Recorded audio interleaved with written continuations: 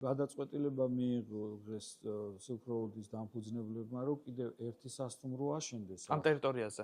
ოდნავ მაღლა, ცოტა მოშორებით, უფრო მაღლა ეს იქითა ტერიტორია მოშორებით. არა ძალიან მოშორებით, ფეხით სავალ გზაზე.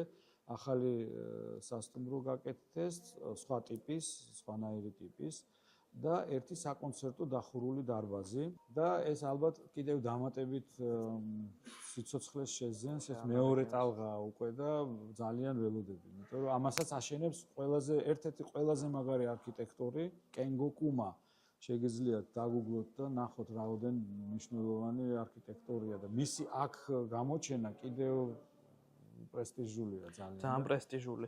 და ეხლა რა არის კიდე ბენეფიტი, მინდა ყველას უთხრა, რა არის ბენეფიტი ეხლა ახალი სასტუმროს და კიდე ერთ საკონცერტო დარბაზი. ეხლა ეს დარბაზი რო გვაქვს ეხლა გარეთ რო არის, თუ არ ვსწრები 500 თუ 600 კაცზე არა გათვლილი? 900, ხო და ეს იქნება ცოტათი უფრო მეტი 1200.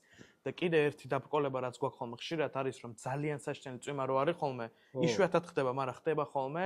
ხმას ძალიან აფუჭებს. რასაკვირველია ეს გარეთ ყოველთვის გარე ფესტივალები ხა ბევრია რომელიც ტარდება. კი გამოცდილება არის თავისებური ერთგვარი, მაგრამ როდესაც კლასიკურ მუსიკას ეხება მართლა ჭირდება ეს კონცენტრაცია და ხმის აკუსტიკური დანიშნულება. ნახშობა